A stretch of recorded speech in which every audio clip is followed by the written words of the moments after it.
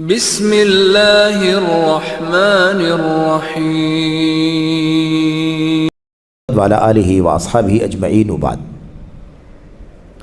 جدید مناہج کی حقیقت کے آج کے اس دوسرے سیشن میں ہمارے سامنے سوال نمبر 114 ہے، اور یہ سوال بہت ہی زیادہ اہم سوال ہے۔ شیخ صالح فوزان حافظہ اللہ سے جو بات پوچھی جا رہی ہے، اس سوال میں جو بات پوچھی جا رہی ہے وہ بڑی ہی اہم بات ہے، ہم سب کے لیے، عوام کے لیے، خواص کے لیے، نوجوانوں کے لیے، اور جو بھی علم اور دعوت سے جڑے ہوئے لوگ ہیں ان سب کے لیے بڑی ہی اہمیت کا سوال ہے۔ اور یہ سوال ہر ایک کے ذہن میں آتا ہے، خاص طور پر عوام کے ذہن میں یہ سوال بار بار آتا ہے کہ آدمی کیا کرے۔ پوچھا جا رہا ہے چونکہ آج کل دعوت سے نسبت کرنے والوں کی کثرت ہو گئی ہے۔ دعوت سے نسبت کرنے والے یعنی دعوت سے جوڑنے والے کہتے ہیں کہ دعوت سے نسبت رکھنے والوں کی کثرت ہو گئی، بہت سارے لوگ ہیں جو دعوت سے نسبت رکھتے ہیں۔ بنا بری یعنی اس وجہ سے یہ جاننا ناگزیر ہو گیا ہے، یعنی ضروری ہو گیا ہے کہ وہ معتبر علماء کون ہیں جو امت اور اس کے نوجوانوں کی صحیح منہج کی طرف رہنمائی کر رہے ہیں۔ کتنا اہم سوال ہے یہ۔ اتنی ساری دعوتی سرگرمیاں، اتنے سارے مولوی، اتنے سارے علماء، اتنی ساری سرگرمیاں، ایکٹیویٹیز، یہ دعوت، وہ دعوت، یہ اسٹیج، وہ اسٹیج، یہ بینر، اتنی ساری چیزیں ہو گئی ہیں دعوت کے نام پر۔ آدمی حیران ہے اور یہ جاننے کے لیے پریشان ہے کہ آخر وہ معتبر علماء کون ہیں جو نوجوانوں کی صحیح منہج کی رہنمائی کریں گے۔ تو اب سوال میں یہ ہے کہ بینرز معروم ہیں، دعوت سے نسبت رکھنے والے اسٹیج بہت سارے دکھائی دے رہے ہیں۔ یہ نہیں معلوم پڑ رہا ہے، یہ سمجھنا مشکل ہو رہا ہے کہ صحیح علماء، معتبر علماء کون ہیں جو نوجوانوں کو صحیح منہج بتائیں گے۔ یہ سوال ہے۔ تو وہ کون سے علماء ہیں، سوال تو وہ کون سے علماء ہیں جن سے آپ نوجوانوں کو استفادہ کرنے اور ان کے دروس اور ریکارڈ شدہ کیسٹوں کو مستقل سننے، ان سے علم لینے اور اہم مسائل، ہنگامی پیش آمدہ مشکلات اور فتنوں کے حالات میں رجوع کرنے کی نصیحت فرمائیں گے۔ سوال بہت اہم ہے، سوال ہی سمجھنا بہت بنیادی چیز ہے۔ صاف صاف بات ہے کہ آپ بتائیے کہ وہ علماء کون ہیں جن سے آپ نوجوانوں کو استفادہ کرنے، ان کے دروس اور ریکارڈ شدہ کیسٹوں کو برابر سننے، ان سے علم حاصل کرنے، اور اہم مسائل میں اور جو ہنگامی ایشوز آ جاتے ہیں، جو کرنٹ مسائل پیدا ہوتے رہتے ہیں، اس طرح کے معاملات میں اور ایسے ہی فتنوں کے حالات میں کن علماء سے رجوع کریں، آپ ہماری رہنمائی فرمائیں۔ اب یہ سوال ہے۔ جواب میں شیخ صالح فوزان کہتے ہیں اللہ کی طرف بلانا تو ضروری ہے، یعنی دعوت کا کام تو ضروری ہے، لوگوں کو اللہ کے دین کی طرف بلانا، اللہ کی توحید کی طرف، اللہ کے سچے دین کی طرف بلانا یہ ضروری ہے، کیونکہ دین علم نافع کے بعد دعوت و جہاد ہی پر قائم ہے۔ دین کی بنیادیں کیا ہیں؟ علم نافع، اور علم نافع کے بعد عمل، اور عمل کے بعد اس کی دعوت، اور دعوت کے بعد آخری مرحلہ آتا ہے جہاد اللہ تعالیٰ کی راہ میں۔ اور جب بھی جہاد کا لفظ آئے تو آپ فوراً سمجھیں کہ وہ جہاد کی بات ہو رہی ہے، دنگے اور فساد کی بات نہیں ہو رہی ہے۔ دنگے اور فساد حرام ہے اللہ کے دین کے اندر۔ جہاد دنگے فساد کا نام نہیں ہے۔ جہاد دنیا سے فساد ختم کرنے کے لیے آیا ہے، فساد پیدا کرنے کے لیے، دنگا کرنے کے لیے، ناحق معصوموں کی جان لینے کے لیے، ناحق مالوں اور ممتلکات کو تباہ کرنے کے لیے، ناحق عزت و آبرو پر حملہ کرنے کے لیے جہاد نہیں آیا ہے، اور نہ یہ جہاد ہے۔ جہاد اس سوچ سے بری ہے، اور اس طرح کی سوچ جہاد سے بری ہے، اس سے کوئی تعلق اس کا اور اس سے کوئی تعلق اس کا نہیں ہے۔ یہ ہے بنیاد۔ علم نافع سب سے پہلے، عمل اور اس کے بعد اس کی دعوت اور جہاد۔ اللہ فرماتا ہے والعصر ان الانسان لفی خسر الا الذین آمنوا وعملوا الصالحات وتواصوا بالحق وتواصوا بالصبر۔ سب جانتے ہیں اس کا معنی قسم ہے زمانے کی، یقیناً انسان خسارے میں ہے سوائے ان لوگوں کے جو ایمان لائے، نیک عمل کیا اور لوگوں کو آپس میں حق کی وصیت کی اور لوگوں کو آپس میں صبر کی وصیت کی۔ تو اب اس صورت کو پیش کرنے کے بعد شیخ صالح فوزان کیا کہہ رہے ہیں کہ اسی میں بتایا گیا ہے کہ ایمان ہونا چاہیے، یعنی ایمان کا علم، توحید کا علم ہوگا تو آدمی ایمان رکھے گا، اور اس کے بعد نیک عمل، اس کے بعد حق کی وصیت یعنی دعوت، ایک دوسرے کو وصیت کرنا، اور پھر اس کی راہ میں آنے والی تکلیفوں پر صبر کرنا۔ چنانچہ ایمان، ابھی ہلکی سی شرح کر رہے ہیں، کہہ رہے ہیں چنانچہ ایمان اللہ تعالیٰ، اس کے اسماء و صفات، اس کی عبادت کی معرفت کا نام ہے، اور نیک عمل علم کی فرع ہے۔ نیک عمل کیا ہے؟ علم کی فرع، یعنی اسی کی برانچ، اسی کی شاخ ہے، کیونکہ عمل کے لیے ضروری ہے کہ اس کی کوئی اساس و بنیاد ہو، تو بنیاد علم ہے اور عمل اس کی شاخ ہے۔ اور اللہ کی طرف بلانا، بھلائی کا حکم دینا اور مسلمانوں کو باہم نصیحت کرنا، یہ بھی امر مطلوب ہے۔ یہ ہو گئی تمہید، یہ تمہیدی بات، شروع، آغاز، مقدمہ۔ اس کے بعد کہتے ہیں لیکن ہر کوئی ان ذمہ داریوں کو بخوبی انجام نہیں دے سکتا۔ سوال کیا ہے؟ سوال یاد رہے کہ آج کل دعوت کا کام کرنے والے بہت سارے لوگ پھیل گئے ہیں، ہے نا؟ ہمیں سمجھ میں نہیں آتا ہے کہ وہ اچھے سچے علماء، معتبر علماء کون ہیں جو صحیح منہج کی طرف نوجوانوں کی رہنمائی کریں گے۔ اس لیے آپ بتائیے کہ معتبر علماء کون ہیں جس سے ہمیں کنسلٹ کرنا چاہیے، جن کو پڑھنا چاہیے، جن کی کیسٹوں کو سننا چاہیے، جن کے دروس کو سننا چاہیے، جن سے جڑنا چاہیے۔ یعنی ایک دم وقت کا ایک دم حساس سوال کیا جا رہا ہے، ایک دم حساس سوال۔ اس پر شیخ کہتے ہیں لیکن ہر کوئی ان ذمہ داریوں کو بخوبی انجام نہیں دے سکتا۔ ان کاموں کو اہل علم اور پختہ سوجھ بوجھ والے ہی نبھا سکتے ہیں۔ یہ کام ہر آدمی نہیں کر سکتا۔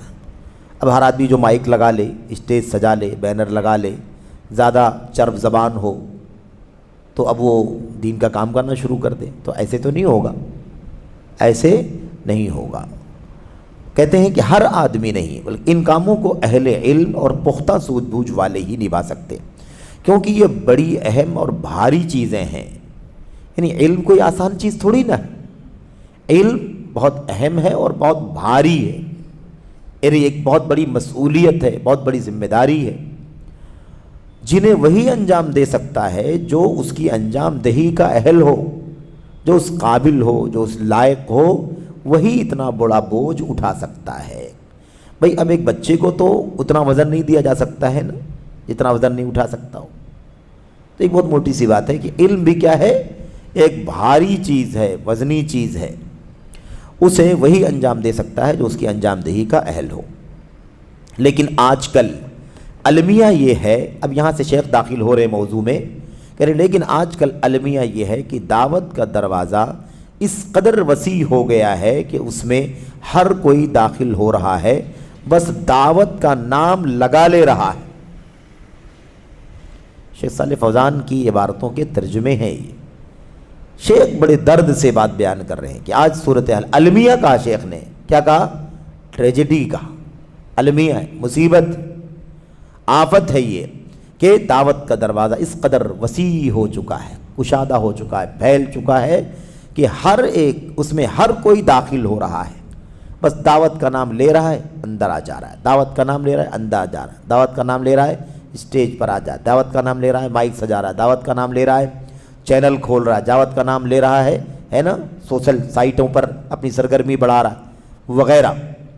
تو شیخ صاحب کہتے ہیں کہ یہ بس دعوت کا نام لگا لے رہا ہے، اس دروازے میں داخل ہو جا رہا ہے، حالانکہ در حقیقت وہ جاہل ہوتا ہے، دعوت کا کام بخوبی نہیں کر سکتا۔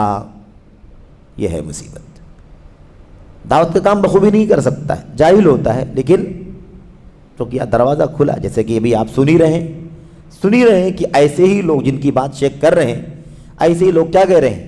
لوگ کہہ رہے ہیں کہ ہندوستان جمہوری ملک ہے، ڈیموکریسی ہے، ہر آدمی آزاد ہے، کوئی بھی آدمی کوئی بھی راستہ پکڑ لے، کوئی بھی ہے نا آدمی ایکشن لے لے، کوئی بھی کام کرے، کسی کو کسی پر حق نہیں پہنچتا کہ اس کو روکے۔ کیا جمہوری ملک میں کوئی کسی کو روک سکتا ہے؟ یہی نہیں، لوگ کہتے ہیں کوئی کسی کو فلم بنانے سے نہیں روک سکتا، کوئی کسی کو سیریل بنانے سے نہیں روک سکتا، کوئی کسی کو ڈرامہ کرنے سے نہیں روک سکتا، کوئی کسی کو ننگی چیزیں باہر لانے سے نہیں روک سکتا، تو آپ ایک دائی کو کیسے روک سکتے ہیں؟ وہ جو دعوت دینا چاہے دے۔ یہ انہی جاہلوں کی بات ہے، اسی قسم کے جاہلوں کی یہ بات ہے کہ وہ کہتا ہے کہ ہم آزاد ہیں، آپ ہمیں کیسے روک سکتے ہیں، ہم کچھ بھی کر سکتے ہیں۔ تو بڑی وضاحت کے ساتھ جاہل ہوتا ہے، در حقیقت وہ جاہل ہوتا ہے، دعوت کا کام بخوبی نہیں کر سکتا، جس کا نتیجہ یہ ہوتا ہے کہ وہ اصلاح سے زیادہ فساد برپا کرتا ہے، اصلاح سے زیادہ فساد برپا کرتا ہے۔ اب یہ بات بھی اچھی طرح سے جان لینی چاہیے کہ لوگ اس طرح سے مزاج بگڑتا ہے دعوت کے میدان میں، ہے نا، صحیح راستے پر نہ چلنے کی وجہ سے، اس کو سننے، اس کو فالو کرنے کی وجہ سے مزاج کیا ہوتا ہے؟ بگڑتا ہے۔ اور مزاج بگڑنے کی ایک پہچان یہ ہے کہ وہ آدمی کیا کہتا ہے؟ کہتا فلاں صاحب سے آپ منع کر رہے ہیں کہ نہ سنو، فلاں صاحب کو اس کے یہاں نہ پڑھو، فلاں صاحب سے مسئلہ نہ پوچھو، فلاں صاحب کی شاگردی اختیار نہ کرو۔ ارے بھائی بڑا کام کر رہے ہیں وہ، ان سے یہ فائدہ ہو رہا ہے، ان سے یہ فائدہ ہو رہا ہے۔ تو اولاً تو فائدہ کس کو کہتے ہیں یہ جاننے کی ضرورت ہے، فائدہ کسے کہتے ہیں۔ دوسری چیز، اگر فرض کرو کہ کچھ فائدہ ہے بھی، انکار نہیں کرتے کہ فائدہ ہے ہی نہیں سرے سے، لیکن فائدے سے کہیں زیادہ فساد، فائدے سے کہیں زیادہ بگاڑ، فائدے سے کہیں زیادہ نقصان، ضرر، علم کا نقصان، منہج کا نقصان، فکر کا نقصان، سرگرمیوں کا نقصان۔ نہ جانے لوگ کس کس ذہن، کس کس فکر کے تیار ہو کر کے بازار میں آ رہے ہیں۔ تو جاہل ہوتا ہے، اسے علم نہیں ہوتا، نتیجہ یہ ہوتا ہے کہ اصلاح سے زیادہ فساد برپا کرتا ہے، اور بڑا جذباتی ہوتا ہے، معاملات کو بڑی عجلت اور طیش میں لیتا ہے، معاملات کو بڑی عجلت اور طیش میں لیتا ہے، اور اس کے آئے کی وضاحت حواشی پڑھے جائیں گے، اور اس کے اس رویے سے جتنا وہ علاج اور اصلاح کرنا چاہتا ہے اس سے کہیں زیادہ شر و فساد رونما ہو جاتا ہے۔ یہ ان لوگوں کی حالت بیان کر رہے ہیں جو علماء نہیں ہے، دعوت کا کام کرنے کے لیے آ جاتے ہیں میدان میں، کیونکہ دعوت کا دروازہ کھلا ہے، ہر آدمی اپنے آپ کو اس کا اہل سمجھتا ہے، اور ہر آدمی دعوت کے میدان میں گھس بیٹھ کرتا ہے۔ نتیجہ یہ ہوتا ہے، یہ حالت ہوتی ہے کہ فساد آسانی، صلاح سے زیادہ، اصلاح سے زیادہ فساد اور ہے نا فتنہ برپا کرتا ہے، شر و فساد رونما ہو جاتا ہے۔ بلکہ کبھی وہ دعوت سے نسبت کرنے والے، یہ بھی سمجھنے کی ضرورت ہے جو شیخ کہہ رہے ہیں، کبھی وہ دعوت سے نسبت کرنے والے ان لوگوں میں سے ہوتے ہیں جن کے اپنے اغراض و مقاصد اور نفسانی خواہشات ہوتے ہیں جس کی وہ دعوت دیتے ہیں۔ اپنے اغراض و مقاصد، کسی کا مقصد دنیا ہے، کسی کا مقصد شہرت ہے، کسی کا مقصد مال ہے، کسی کا مقصد اس کے پیچھے کوئی اور چیز ہے۔ یہ مقاصد بھی ہوتے ہیں لوگوں کے جو دعوت کے نام پر چلے آتے ہیں، سمجھتے ہیں کہ یہاں سے جلدی پذیرائی ملے گی، یہاں سے جلدی شہرت ملے گی، اور بعد میں وہ بھی اور ان کے فالوور بھی عجب انداز میں اس کا دفاع کرنا شروع کر دیتے ہیں۔ وہ بھی کہتا ہے میرا میدان یہ نہیں فلاں میدان ہے، لیکن میں نے اسے اللہ کے لیے چھوڑا ہے، اور اللہ کے دین کا کام کرنے کے لیے میں نے اپنے آپ کو وقف کیا ہے۔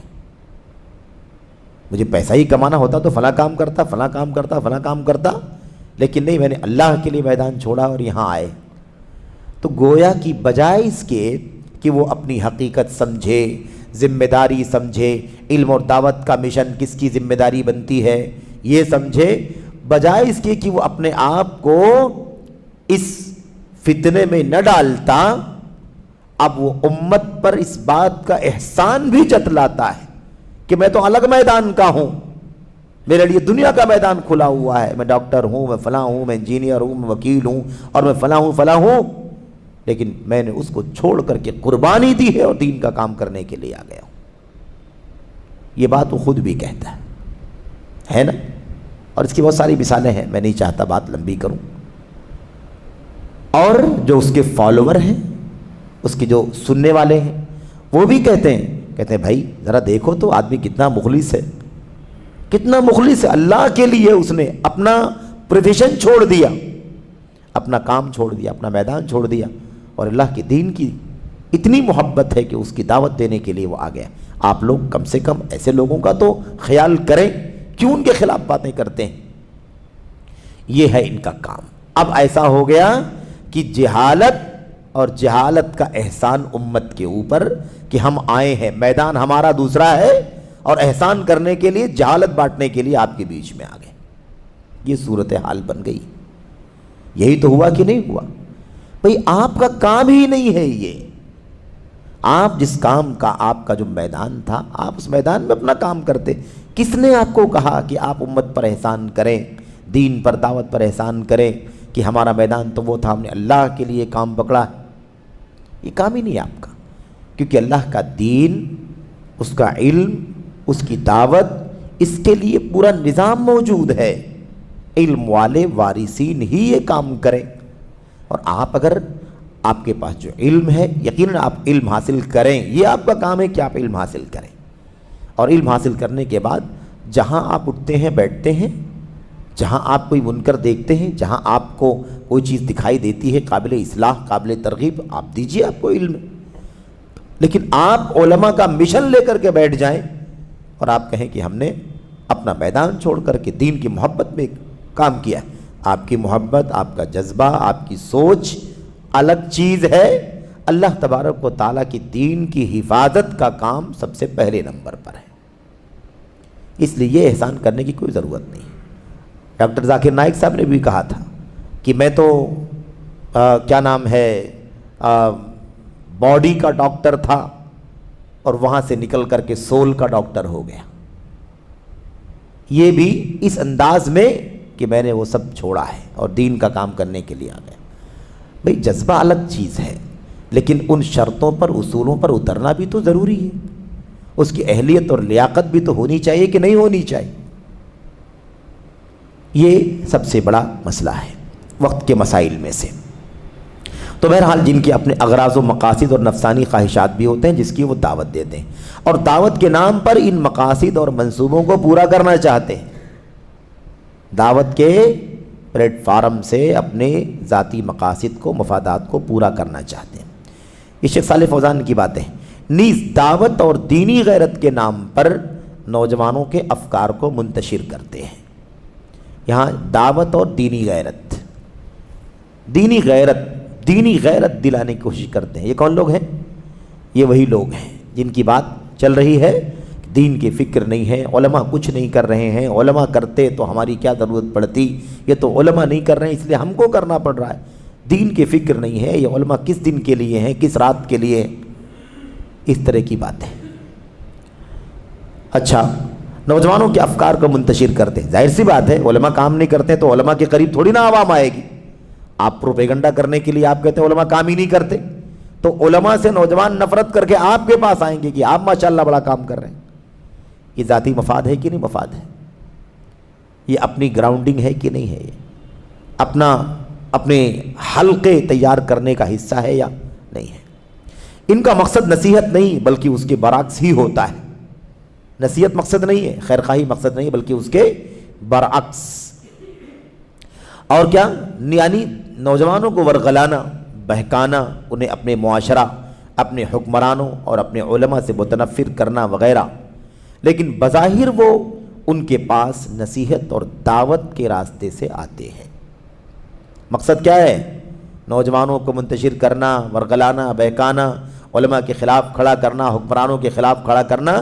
لیکن یہ کام کیسے کریں گے؟ اس کے لیے کوئی پلیٹ فارم چاہیے، تو سب سے اچھا پلیٹ فارم ہے کہ کیا کرو؟ دعوت کے نام پر دعوت کا پلیٹ فارم پکڑ لو۔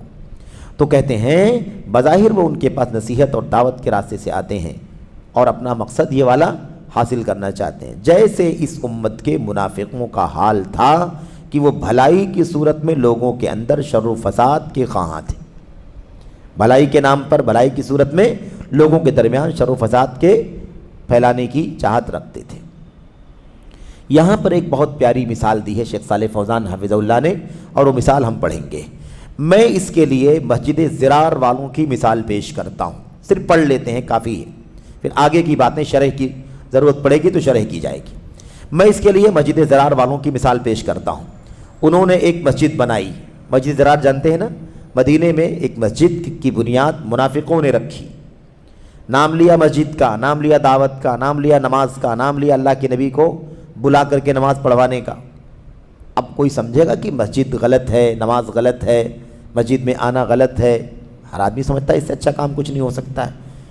مثال دے رہے ہیں، مسجد بنائی جو بظاہر ایک نیک عمل ہے، اور نبی کریم صلی اللہ علیہ وسلم سے درخواست کی کہ آپ لوگوں کو رغبت دلانے کے لیے اس میں نماز پڑھ دیں، آپ نماز پڑھ دیں گے تو لوگ آئیں گے۔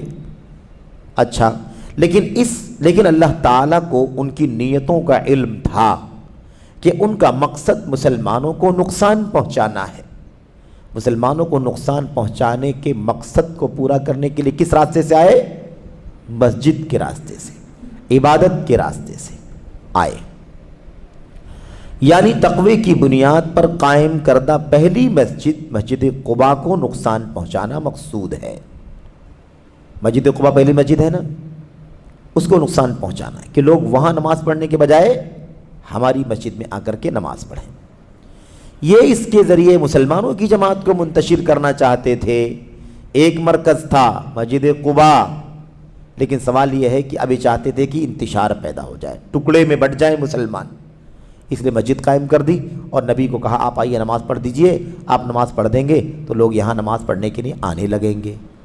مقصد تھا مسلمانوں کو دو حصوں میں تقسیم کرنا، پھر جو ان کے پاس آنے والے ہوتے ان لوگوں، ان کے پاس ان کی مسجد میں، مسجد زرار میں جو لوگ نماز پڑھنے کے لیے آتے، پھر ان کی تربیت، ان کی ہے نا کہہ لیجئے کہ تبدیلی اور ان کی برین واشنگ اور ان کی پورے طور پر جو ان کو ڈھالنے کا کام ہوتا ہے وہ یہاں سے کرتے کہ نہیں کرتے؟ مسلمانوں کے خلاف مسلمانوں کو کھڑا کرتے، مسلمانوں کے خلاف مسلمانوں کو تیار کرتے، مسلمانوں کے خلاف مسلمانوں کے ذہنوں میں نفرت بھرتے، دین کے خلاف، اسلام کے خلاف۔ تو کیا ہوا؟ اس کے ذریعے مسلمانوں کی جماعت کو منتشر کرنا چاہتے ہیں، یہ اللہ خوب جانتا تھا۔ چنانچہ اللہ نے اپنے رسول کو ان کی چال سے آگاہ فرمایا اور یہ آیتیں نازل فرمائی۔ کیا ہے آیتیں؟ والذین اتخذوا مسجدا ضرارا وکفرا وتفریقا بین المؤمنین وارصادا لمن حارب اللہ ورسولہ من قبل ولا يحلفن ان اردنا الا الحسنى واللہ یشہد انہم لکاذبون لا تقم فیہ ابدا لمسجد اسس علی التقوى من اول یوم احق ان تقوم فیہ رجال یحبون ان یتطہروا واللہ یحب المطہرین۔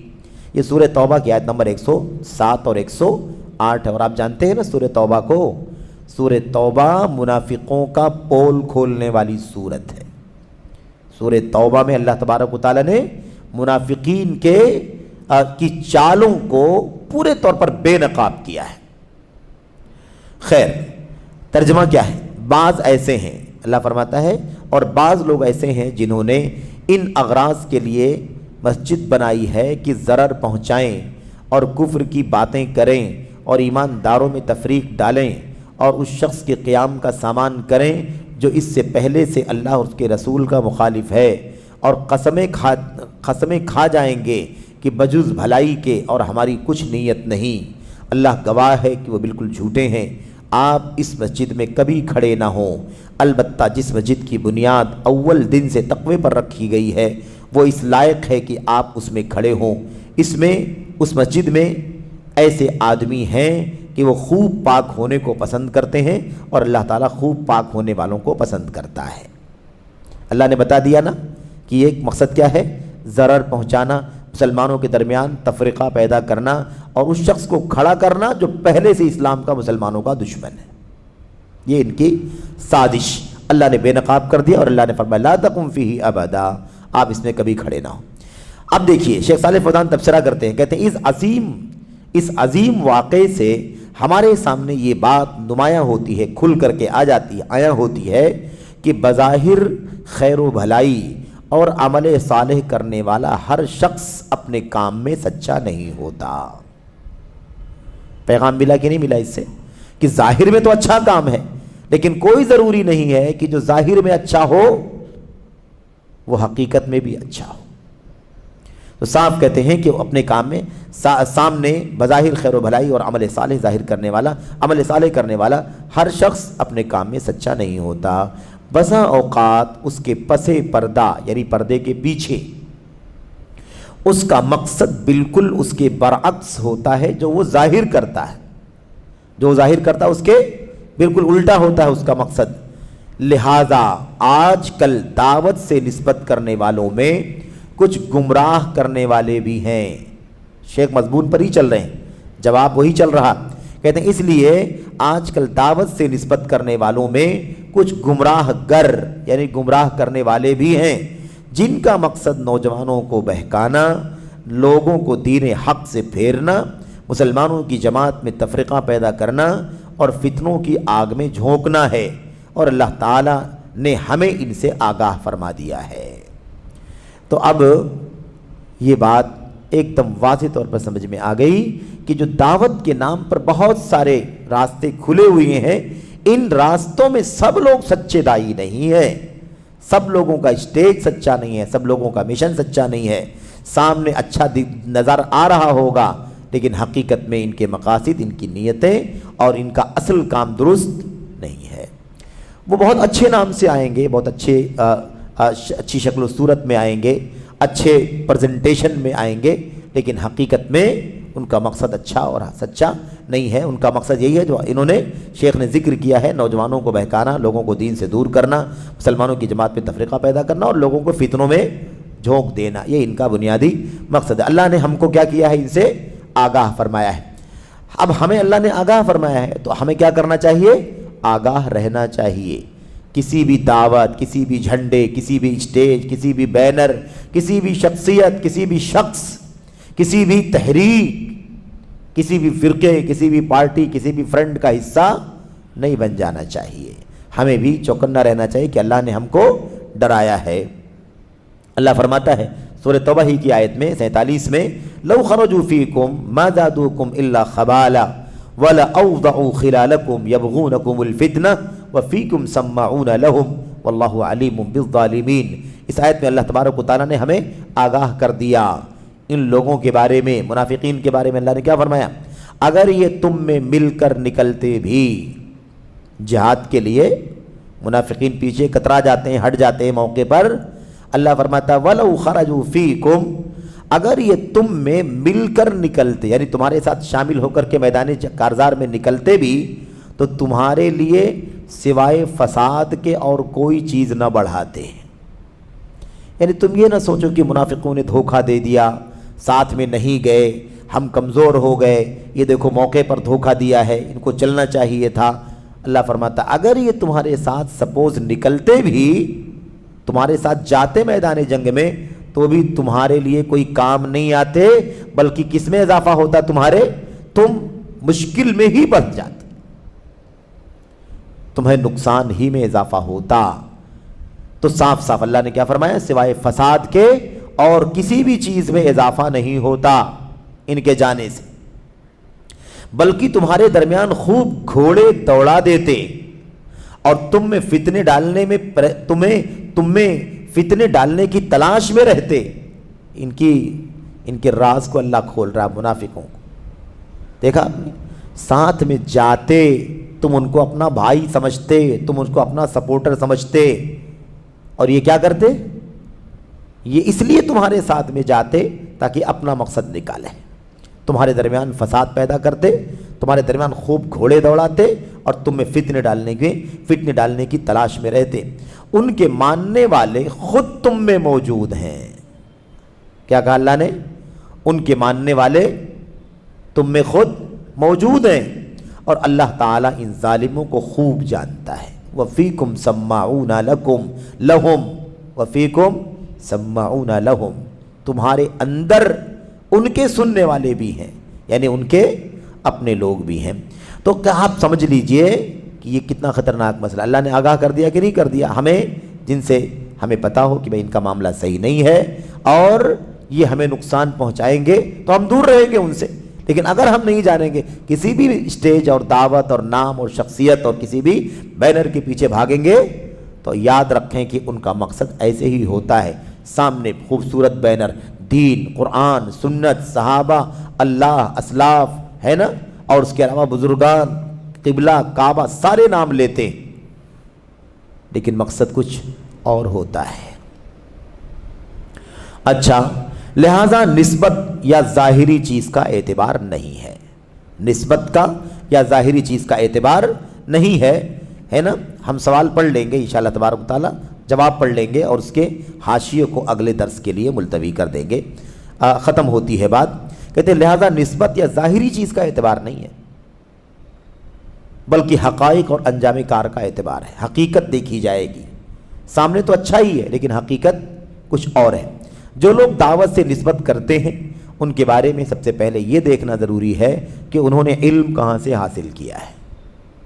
دیکھا آپ نے، سب سے پہلے یہی سوال، جو لوگ بھی دعوت سے نسبت کرتے ہیں، دائی بن کر کے آتے ہیں، اسٹیج پر آتے ہیں، ممبروں پر آتے ہیں، ہے نا، اسٹیج سجاتے ہیں، بینر لگاتے ہیں، مائک لیتے ہیں، میڈیا لیتے ہیں، ہے نا، ان کے پاس ٹی وی چینل ہے، ان کے پاس سوشل میڈیا کا چینل ہے وغیرہ، جو بھی نیٹ ورک ہیں اس کے۔ یاد رکھیں ہمیں سب سے پہلے کیا جاننا ہے کہ جو آدمی دعوت کے میدان میں اپنے آپ کو پریزنٹ کر رہا ہے اس نے علم کہاں سے سیکھا، یہ دیکھنا سب سے پہلے ضروری ہے۔ اور علم کن لوگوں سے لیا، علم کہاں سے لیا ہے اور کن لوگوں سے لیا ہے، ان کی پرورش کہاں ہوئی ہے اور ان کا عقیدہ کیا ہے، یہ شرط کہاں سے آئی؟ کوئی کہے اتنی باریکی میں پڑھنا، اتنی باریک چھان پٹک کرنا یہ کتنا مشکل کام ہے، اتنا کون دیکھ پائے گا؟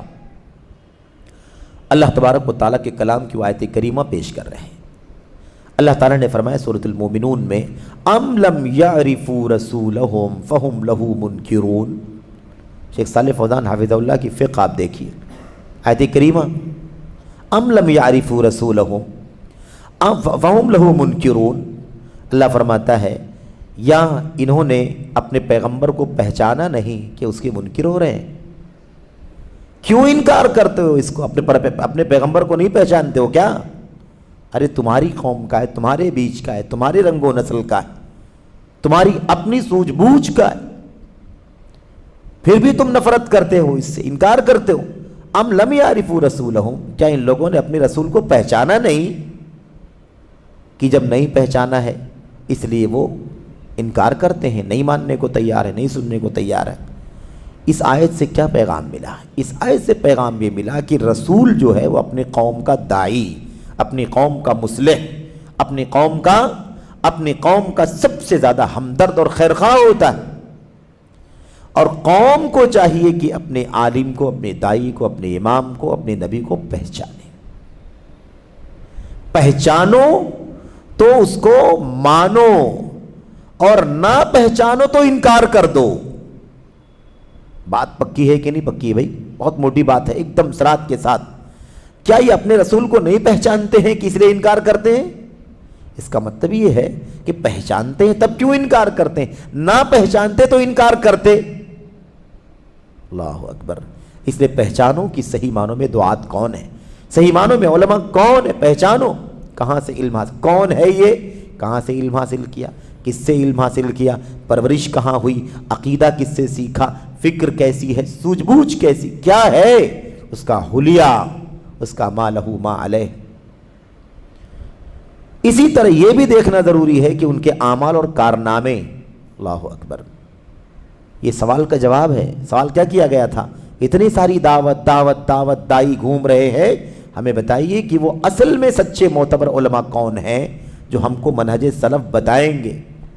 ہمیں نام بتائیے، ہمیں بتائیے، وضاحت کیجئے کن علماء کو سنیں، کن کے درسوں میں بیٹھیں، کن کی ویڈیو آڈیو ریکارڈڈ ہے اس کو سنیں، کس کے چینل سے جڑیں آج کل کے اعتبار سے، آپ بتائیے، تاکہ ہم سلف کے منہج سے کہیں دور نہ ہٹ جائیں۔ بھٹک نہ جائیں، غلط اور باطل افکار سے متاثر نہ ہو جائیں، ہمارا بہت بڑا خسارہ ہو جائے گا، بہت بڑا نقصان ہو جائے۔ یہ بھی جاننا ضروری ہے کہ ان کے اعمال اور کارنامے اور لوگوں میں ان کے آثار کیا ہیں۔ یہ بہت پیارا جملہ ہے، ان کے اعمال اور کارنامے کیا ہیں اور ان کے آثار کیا ہیں۔ آثار جانتے ہیں کس کو کہتے ہیں؟ آثار کہتے ہیں آدمی کا کیا ہوا کام جو چھوڑا ہوا ہو دکھائی دے، یہ کام کیا یہ سامنے ہے، یہ کام کیا یعنی پیچھے چھوڑی ہوئی چیزیں، آثار۔ انہوں نے بھلائی کے کون سے کام انجام دیے ہیں سب جاننا ضروری ہے۔ کوئی بھی دائی عالم بن کر کے اسٹیج ممبر پر آئے، میڈیا پر آئے تو یہ جاننا ضروری ہے یہ بھی کہ اعمال کیا ہے، کارنامے کیا ہیں، لوگوں میں اس کے آثار کیا ہیں۔ آثار کیا ہیں لوگوں میں، اثرات نہیں۔ اثرات تو میڈیا سے آتے ہیں۔ اثرات کس سے آتے ہیں؟ میڈیا سے۔ جتنی بڑی تعداد فالو کرتی ہے سمجھ لو اتنے اثرات ہیں اس کے۔ اثرات نہیں چاہیے، آثار، اس کے کیے کا، اس کے کارنامے کا، اس کی دعوت کا، چلت پھرت کا باہر رزلٹ کیا ہے۔ کتنی توحید پھیلی، کتنی سنت پھیلی، کتنی سنت کا صحابہ کرام کا منہج پھیلا، کتنے لوگوں نے بدعات سے خرافات، خارجیت کی بدعت، رافضیت کی بدعت، صوفیت کی بدعت، عقل پرستی کی بدعت، اور جتنا فساد ہے دنیا میں ان سب میں کتنا اصلاح کا آؤٹ پٹ ہے یہ دیکھا جائے گا۔ دیوانے کتنے ہیں نہیں دیکھا جائے، بھیڑ کتنی ہے اس کے پیچھے، ویورز کتنے ہیں، فالوورز کتنے ہیں، سبسکرائبرز کتنے۔ آج کل یہی معیار بن گیا کامیابی کا۔ لوگ باقاعدہ بیان کرتے ہیں فلاں فلاں فلاں فلاں نیٹ ورک پر میرے 30,000 فالوور ہیں، 20,000 فالوور ہیں، 50,000 فالوور ہیں، اتنے لاکھ اتنے ملین فالوور ہیں۔ یہ کوئی معیار نہیں ہے، کوئی معیار نہیں ہے۔ اگر یہی دیکھنا ہے تو ناچنے گانے والے ہے نا، ایسے ہی ہے نا طوائفیں جو ہوتی ہیں ان کے ویورز کو جا کر کے دیکھو، آپ کی شمار سے بھی باہر ہو جائیں گی۔ کوئی معیار ہے؟ یہ کہاں سے یہ منتقل ہو رہا ہے معیار؟ یہ معیار کیسے منتقل ہو رہا ہے علم اور دعوت والوں کی طرف؟ افسوس، یہ کب سے معیار ہو گیا بھائی؟ کتنے چوٹی کے ائمہ اور علماء گزرے ہیں جن کے سامنے علم حاصل کرنے والوں کی تعداد 5 اور 10 میں ہوا کرتی تھی، تو کیا وہ مقبول نہیں تھے؟ کیا ان کا اعتبار نہیں ہوگا؟ اس سے کہاں لازم آتا ہے؟ بھیڑ سے کیا تعلق ہے؟ یہ سارا اثر جمہوری اثر ہے جو ہمارے اوپر آتا ہے کہ جس کو جتنی بھیڑ سپورٹ کرتی ہے سمجھ لو وہی اتنا زیادہ کارنامے والا ہے۔ نہیں میرے بھائی۔ اچھا، تو آثار دیکھا جائے گا، اثرات نہیں۔ آثار دیکھنا ہے، آثار مثبت ہیں یا منفی ہیں؟ آثار بھی ہیں تو مثبت ہیں یا منفی ہیں؟ کیا نتیجہ نکل رہا ہے، کیا رزلٹ ہے؟ انہوں نے بھلائی کے کون کون سے کام انجام دیے ہیں اور ان کے کارناموں سے کیا اصلاح ہوئی ہے، یہ سب دیکھا جائے گا، فالوور نہیں دیکھا جائے گا۔ دیوانے کتنے ہیں، کتنے چاہنے والے ہیں، کتنے فینس ہیں، نہیں دیکھا جائے۔ کیا دیکھا جائے گا؟ اصلاح کا کتنا کام ہوا ہے۔ حاصل کلام یہ ہے کہ ان کی زبانی باتوں اور ظاہری چیزوں سے دھوکہ کھانے سے پہلے ان کے حالات کا اچھی طرح جائزہ لینا ضروری ہے۔ یہ انہی دعات کی بات ہو رہی ہے جو مارکیٹ میں پھیلے ہوئے ہیں اور انسان الجھن میں ہے کہ کس کو سنے، کس کی سنے، کس کو سنے، کس کو فالو کرے، کس سے استفادہ کرے۔ شیخ صالح فوزان اسی کا جواب دے رہے ہیں کہ زبانی باتوں اور ظاہری چیزوں سے دھوکہ نہ کھائے، دھوکہ کھانے سے پہلے ان کے حالات کا اچھی طرح جائزہ لینا ضروری ہے۔ یہ نہایت ضروری کام ہے، بالخصوص اس دور میں جبکہ فتنوں کے داعیان کی بڑی کثرت ہو گئی ہے۔ فتنوں کے داعیان کی بڑی کثرت ہو چکی ہے، ایسے دور میں خاص طور پر یہ پہچاننا ضروری ہے اس کے حالات، اس کی ظروف، کیا پڑھا، کیا لکھا، کیا اصلاح، کیا آؤٹ پٹ ہے، کیا اثرات ہیں، نتائج ہیں۔ وہ شخص جو میدان دعوت پر آیا ہوا ہے وہ اپنی کارکردگی کے اعتبار سے کس حیثیت کا ہے، یہ اصل دیکھنا ضروری ہے۔ اور نبی کریم صلی اللہ علیہ وسلم نے فتنوں کے داعیان کا وصف بیان کرتے ہوئے فرمایا ہے کہ وہ ہمارے ہی جسم اور کھال کے ہوں گے، ہماری ہی زبان بولیں گے۔ اسی طرح جب نبی کریم صلی اللہ علیہ وسلم سے فتنوں کے بارے میں پوچھا گیا تھا تو آپ نے جواب میں فرمایا تھا دعات علی ابواب جہنم من اجابہم الیہا قذفوہ فیہا۔ کیا ہے؟ اللہ کے نبی علیہ الصلوۃ والسلام سے نے پہلے کیا بیان فرمایا کہ وہ جو ہوں گے فتنوں کے دائی الگ تھوڑی نہ ہوں گے، ہمارے ہی جیسے، وہی چہرہ مہرہ، وہی حلیہ، وہی وضاقتہ، وہی ہے نا جو ہمارے بیچ میں رہن سہن جیسے ہے ویسے ہی رہتے ہیں وہ۔ ان کی صفت بیان کرتے فرمایا تھا کہ ہمارے ہی جسم و خال کے ہوں گے، بھائی انسانی ہوں گے، ہمارے جیسے ہوں گے، ہماری ہی زبان بھی بولیں گے۔ اور جب پوچھا گیا کہ فتنوں کے بارے میں بتائیے تو اللہ کے نبی نے کیا فرمایا تھا؟ کچھ لوگ جہنم کے دروازوں کے پر بلانے والے ہوں گے۔ دائی ہی کہا تھا اللہ کے نبی نے، کیا کہا تھا ان کو بھی؟ دائی، لیکن وہ دائی الی النار تھے، الی الشر تھے۔ تو اب جہنم کے دروازوں پر کچھ لوگ جہنم کے دروازوں کی طرف بلانے والے ہوں گے، جو ان کی بات مان لے گا وہ اسے اس میں دھکیل دیں گے۔ یہ بھی دائی ہیں۔ شیخ صالح فوزان کہتے ہیں اللہ کے رسول نے انہیں دعات کا نام دیا ہے۔ ان کا نام کیا دیا ہے؟ دعات۔ یہ نہیں فرمایا کہ وہ مضل، گمراہی پھیلانے والے، آپ نے ان کا نام کیا دیا؟ دعات، تاکہ ہم یہ جانیں کہ دعات کے نام سے آئیں گے اور مس گائیڈ کریں گے۔ چوکنا رہیں، دعات کے نام سے دھوکہ نہ کھائیں۔ لہذا ضروری ہے کہ ہم اس پر توجہ دیں اور دعوت کے کام میں ہر ایرے غیرے اور ہر دعوت کے نام میں ہر ایرے غیرے اور ہر میں اللہ کی طرف بلاتا ہوں اور یہ اللہ کی دعوت دینے والی جماعت ہے، یہ سب کہنے والے کو نہ گھسیڑیں۔ شیخ صالح فوزان بہت باریکی سمجھا رہے ہیں، کہہ رہے آپ کے سامنے لوگ آئیں گے جو کیا کہیں گے؟ میں اللہ کی طرف بلاتا ہوں۔ آج لوگ کہتے ہیں نا اللہ والوں کی جماعت ہے، ان کو دنیا مافیہ سے کیا خبر ہے، اللہ کی طرف بلانے کا کام ہے، بے لوث لوگ ہیں، ان کو تو صرف اتنی فکر ہوتی ہے کہ بس کچھ پیٹ بھر جائے، کچھ کھانا کھا لیں، بس اس کے بعد لگے ہیں اللہ کے دین میں۔ تو اللہ والوں کی جماعت ہے، نبوت کا مشن ہے، انبیاء کا کام ہے، اس طرح کی باتیں کرنے والے بھی آتے ہیں۔ تو میں اللہ کی طرف بلاتا ہوں، ایسا بولنے والے بھی آئیں گے، اور یہ اللہ کی دعوت دینے والی جماعت ہے، ایسے بھی لوگ آئیں گے۔ شیخ صالح فوزان کہتے ہیں ایسے لوگوں کو دعوت کے کام میں نہ گھسیڑیں، دھوکہ نہ کھائیں کہ یہ لوگ بہت بڑے دائی ہیں، بلکہ حقیقت حال سے واقف ہونا ضروری ہے۔ حقیقت کیا ہے اس سے واقف ہونا ضروری ہے۔ نیز یعنی ساتھ ساتھ افراد اور جماعتوں کا گہرائی سے جائزہ لینا ناگزیر ہے۔ افراد اور جماعتیں یعنی شخصیات، اشخاص، لوگ، یعنی جو بڑے بڑے لوگ ہیں، دائی کے نام پر، عالم کے نام پر، ہے نا، مفکر کے نام پر اور مرشد کے نام پر وغیرہ وغیرہ، قائد کے نام پر، رہنما کے نام پر، مفکرین کے نام پر موجود ہیں۔